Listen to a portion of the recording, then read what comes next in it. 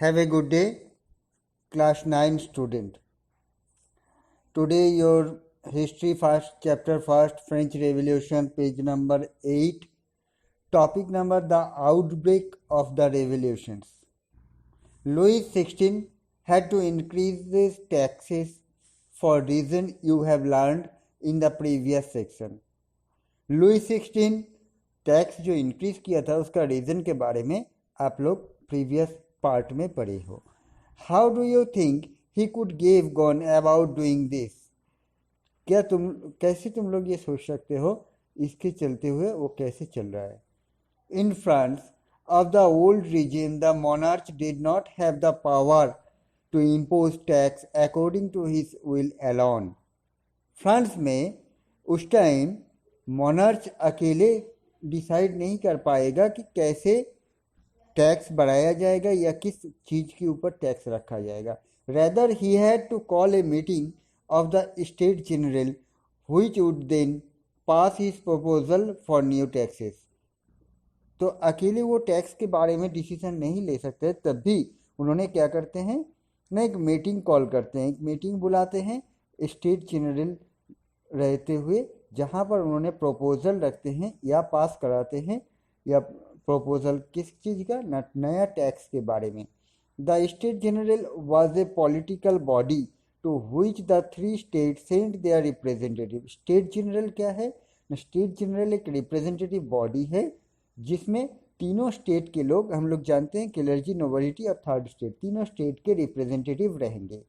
However the monarch alone could decide when to call a meeting of this body.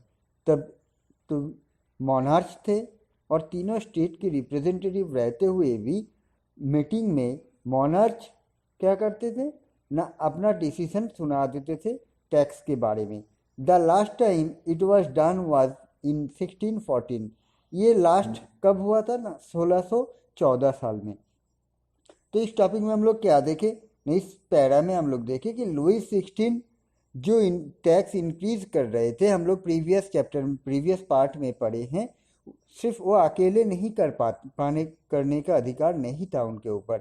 State general एक assembly है या एक organisation है जिसमें तीनों स्टेट के लोग, क्लर्जी, नोबिलिटी एंड इसके साथ साथ थर्ड स्टेट के जो रिप्रेजेंटेटिव है उन लोग भी रहेंगे. बट उन लोगों के रहते हुए भी जो भी मीटिंग होता था उस मीटिंग में राजा का ही डिसीजन जो होता था वो फुल एंड फाइनल होता था.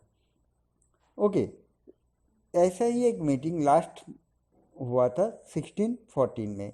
On the 5th May 1789 Louis 16 called together. उसके बाद 1789 में लुई 16 ने call together an assembly of the state general to pass proposal for new taxes. 5th May 1789 में लुई 16 ने एक न्यू टैक्स का प्रपोजल लेकर एक असेंबली बुलाया, एक मीटिंग बुलाया जिसमें स्टेट जनरल के लोग भी मौजूद थे. A resplendent hall in Versailles was prepared to host the delegates. Versailles के एक हॉल, बड़े हॉल में, इंडोर स्टेडियम या बड़े हॉल में ये डेलीगेट्स को बुलाया गया है और एक मीटिंग अरेंज किया गया है. The first and second state sent 300 representative each. First and second state means clergy and nobility, इस स्टेट के लोगों में से 300 रिप्रेजेंटेटिव आया था. who were seated in rows facing each other on 2 sides. जो लोग एक दूसरे की तरफ मुंह करके, जैसे हम लोग होटल में टेबल में बैठते हैं एक दूसरे की तरफ फेस करते हुए, ऐसे ही वो लोग दोनों तरफ बैठे थे. while the 600 member of the third state, जबकि 600 मेंबर थर्ड स्टेट के had to stand at the back. उन लोगों के पीछे 600 जो मेंबर थर्ड स्टेट के थे वो लोग खड़े थे, मतलब उन लोगों को बैठने के भी जगह नहीं मिला था या दिया नहीं गया था. The third state was represented by it's more prosperous and educated member. Third state से जो रिप्रेजेंट करने के लिए जो लोग आए थे वो लोग एडुकेटेड लोग थे और प्रॉस्परस मेंबर भी थे. peasant artisans and women were denied entry to the assembly. तो उस असेंबली में थर्ड स्टेट के एडुकेटेड लोग रहेंगे, जिसमें और पीजेंट लोग मतलब फार्मर लोगों को, आर्टिस्ट लोग और वुमेन्स को वहाँ उस असेंबली में अलाउ नहीं किया गया था. However, their grievance and demand were listed in some 40,000 letter which the representative had brought with them. जबकि थर्ड स्टेट के जो 600 रिप्रेजेंटेटिव आए थे, उन लोगों ने अपना डिमांड 40,000 से भी ऊपर लेटर में लिख के लाए थे. Voting in the state general in the past had been conducted according to the principle that each state had one vote. अतीत में इन लास्ट, जैसे हम लोग फर्स्ट पैरा में क्या पढ़े कि लास्ट ऐसा जनरल असेंबली हुआ था 1614 में, तो उस टाइम कैसे वोट होता था ना, ईच एंड एवरी स्टेट से एक एक वोट काउंट किया जाता था. This time to Louis 16 was determined to continue the same practices. इस बार भी जो 1789 में असेंबली बुलाया गया, इस बार भी लुईस 16 ने सोचा कि इसी सिस्टम को कंटिन्यू करेंगे. But members of the third state demand that voting now be conducted by the assembly as a whole where each member would have one vote. लेकिन थर्ड स्टेट के जो रिप्रेजेंटेटिव लोग थे 600, उन लोगों ने डिमांड किया कि वोटिंग होगा तो each and every representative can give one vote, तो सभी रिप्रेजेंटेटिव एक वोट देंगे. This was one of the democratic principles put forward by philosophers like Rousseau in his book The Social Contract. ये एक डेमोक्रेटिक प्रिंसिपल, एक democratic loyalty है जो philosopher Rousseau की बुक में लिखा गया था. कौन सा डेमोक्रेटिक प्रिंसिपल है न, जो थर्ड स्टेट के लोगों ने डिमांड किया था कि each and every people have one give to one vote, तो ये है डेमोक्रेटिक. बट लुईस 16 ये नहीं चाहता था. लुईस 16 चाहता था पहले जैसे होता था कि ईच एंड एवरी स्टेट से वन वोट. इसका रीज़न अगर आप लोग थिंक करेंगे, सोचेंगे, तो आप लोगों को भी इसका आंसर मिल जाएगा.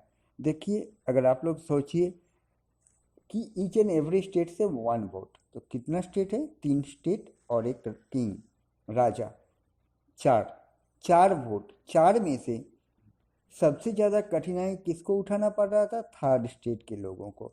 इंक्रीजिंग टैक्स बढ़ाना हो या किसी भी परेशानी हो, सभी थर्ड स्टेट के लोगों को उठाना पड़ रहा था. तो इन जनरली अगर इस चारों वोट से वोटिंग होगा तो ऑब्वियसली राजा का जो डिमांड था टैक्स इंक्रीज करने का, वो ऑब्वियसली पास आउट हो जाएगा, क्योंकि किंग, मोनार्ची और क्लर्जी कैटेगरीज के लोग जो है उन लोग प्रिविलेज पा रहे थे, तो उन लोग नहीं चाहेंगे कि उन लोगों के ऊपर टैक्स का बर्डन आए. तो इसी के चलते हुए राजा भी ये चाहता था कि थर्ड स्टेट के लोग ही डोमिनेट होता रहे, बाकी दूसरा कोई नहीं. तो इसी के चलते हुए when the king reject the proposal, जब राजा ने इस प्रपोजल को रिजेक्ट किया, members of the third state walk out of the assembly in protest. जब राजा ने इसको रिजेक्ट किया तो थर्ड स्टेट के जो रिप्रेजेंटेटिव मेंबर थे वो लोग इस असेंबली को प्रोटेस्ट, असेंबली का प्रोटेस्ट किया, विरोध किया और उसको वॉकआउट कर गया, मतलब उस असेंबली हॉल से वो लोग निकल गए. The representative of the third state viewed themselves as a spokesman for the whole French nation. Third state के लोग उस जगह से बाहर आ गए. मीटिंग से आने के बाद वो लोग सभी लोगों को बताने लगे, फ्रेंच नेशन के बाकी जो थर्ड स्टेट के लोग थे कि अंदर क्या हुआ है, किस तरीके से बर्ताव उन लोगों को मिला है, उस ये सब उन लोगों ने कॉमन पीपल को बताया. On 20 June they assembled in the hall of an indoor tennis court in the grounds of Versailles. 20 जून उसी साल 1789 के 5 मई में ये हुआ था. उन लोगों ने ये असेंबली छोड़ के चला आया और 20 जून को उन लोगों ने थर्ड स्टेट के जो रिप्रेजेंटेटिव थे या थर्ड स्टेट के सभी लोगों ने मिलकर एक असेंबली या एक मीटिंग गैदर्ड किया. कहाँ पर? ना, वर्सेल्स के एक टेनिस कोर्ट ग्राउंड में, इंडोर टेनिस कोर्ट ग्राउंड में. They declared themselves a national assembly and swore not to dispraise till they had drafted a constitution for France that would limit the power of the monarch. इसके चलते हुए उन लोगों ने क्या किया, declare किया अपने आप को कि हम लोग आज से आज़ाद हैं, हम लोग एक नेशनल असेंबली क्रिएट करेंगे और जिसमें एक कॉन्स्टिट्यूशन, एक संविधान बनाया जाएगा जो पूरे फ्रांस में लागू किया जाएगा, जिसके चलते हुए राजा के जो पावर है, मोनार्च का जो पावर है वो कम हो जाएगा या लिमिटेड बाउंडेशन में कर दिया जाएगा। दे वर लीड बाय मिराबेउ एंड एबेसिस। ये जो ऑर्गेनाइजेशन क्रिएट हुआ था नेशनल असेंबली, इसको लीडिंग कर रहे थे कौन, मिराबेउ and एबेसिस। Mirabeau was born in a noble family but was convinced of the need to do away with a society of feudal privilege. इसमें से मीराबो कौन से फैमिली से बिलोंग्स करते थे, नोबल फैमिली से, रिचर फैमिली से।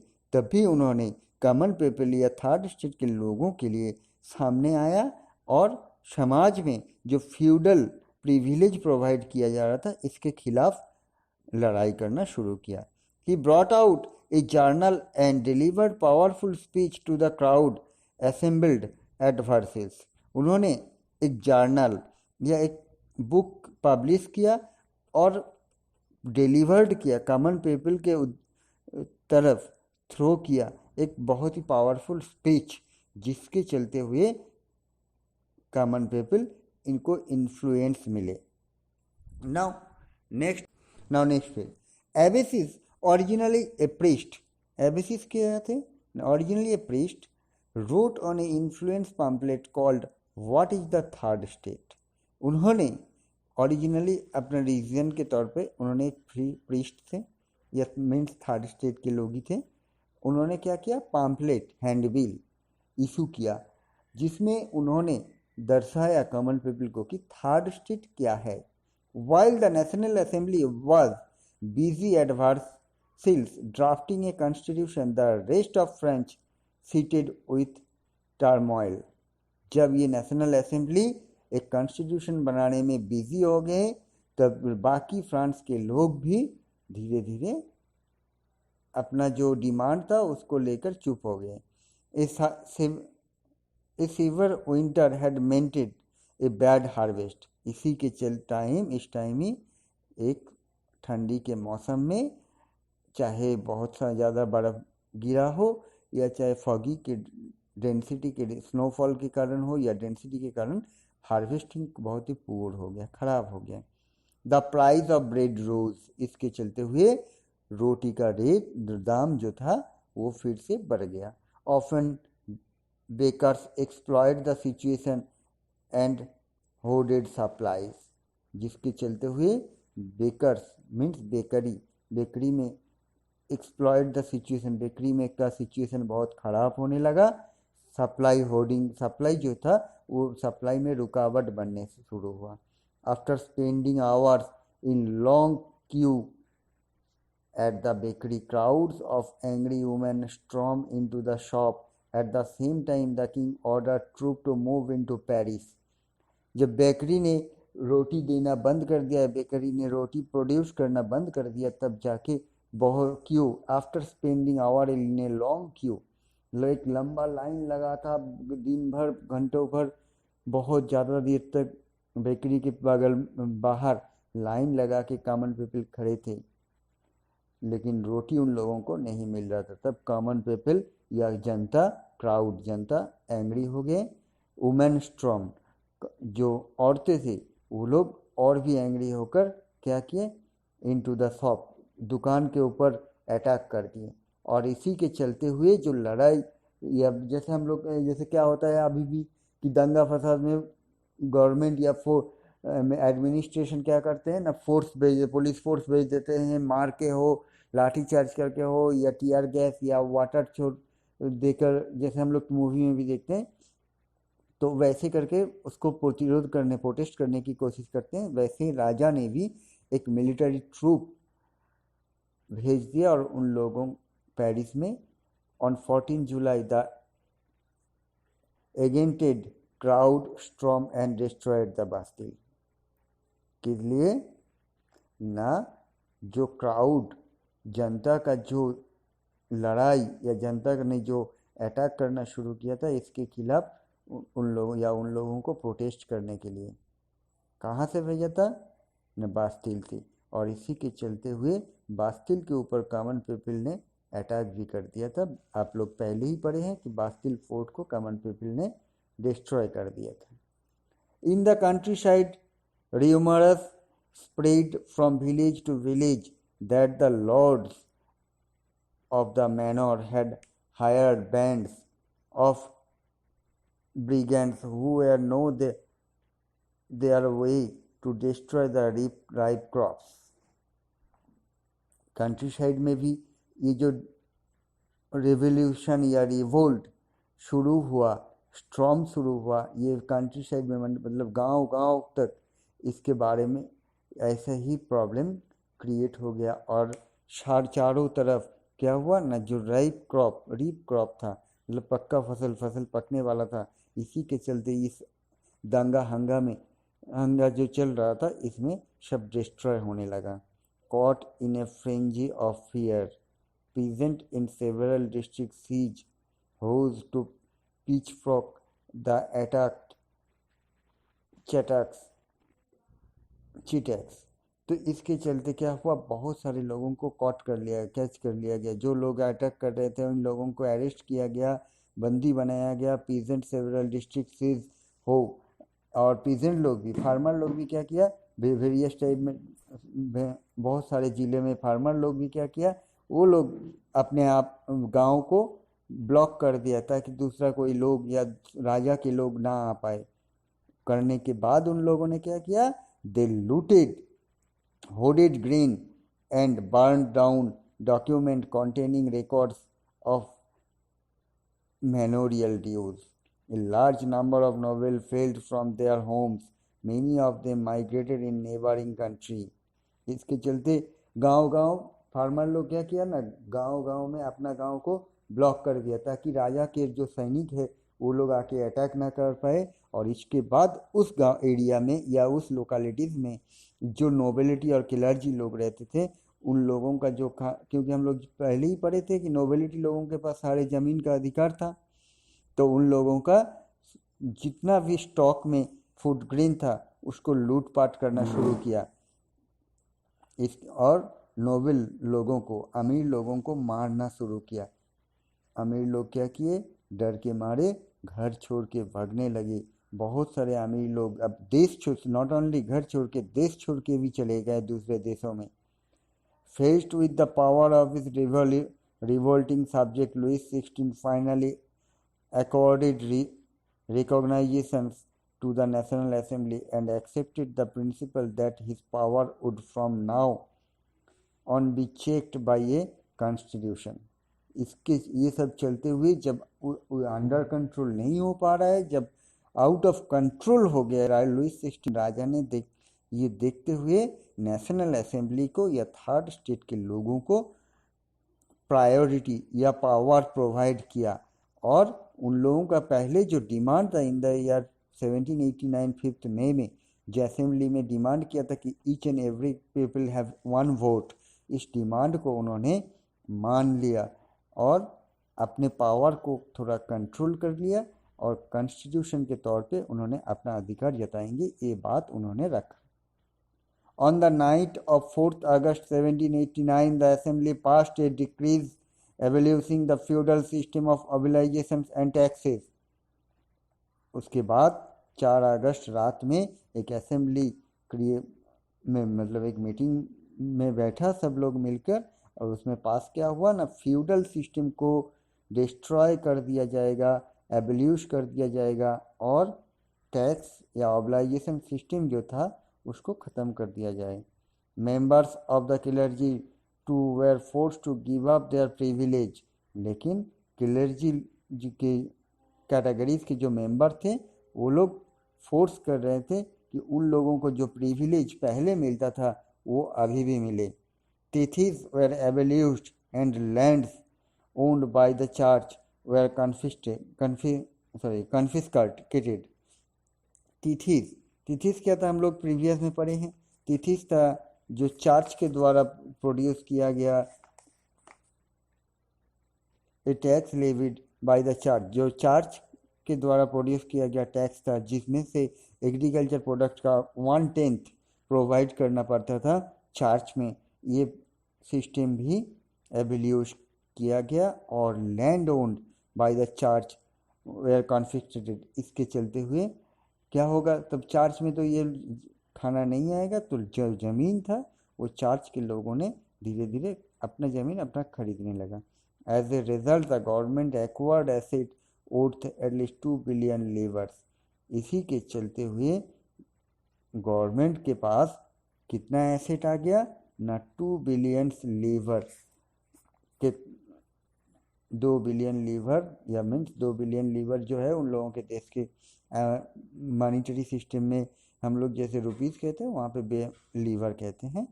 तो गवर्नमेंट को ये अर्निंग हुआ, कैसे हुआ? अभी बोलोगे कैसे हुआ, पहले तो नहीं हो रहा था। तो पहले की इसलिए नहीं हो रहा था, पहले जो एग्रीकल्चर लैंड था वो सब कुछ था किसके पास, क्लर्जी और नोबिलिटी लोगों के पास।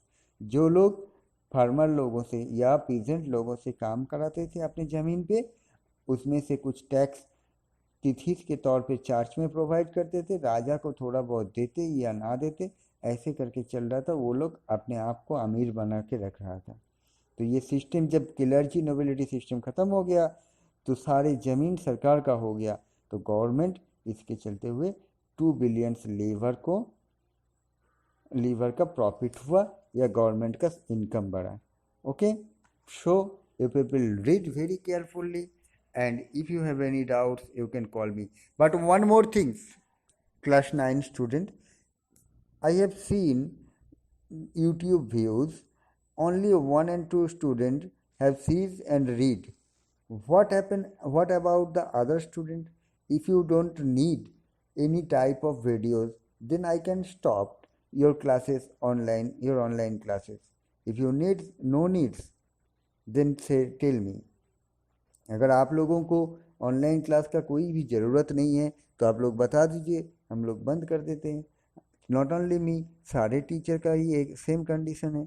नियर अबाउट 50-60 स्टूडेंट हैं आप लोग ग्रुप में, बट आप लोग कोई भी पढ़ाई नहीं कर रहे हैं। क्यों?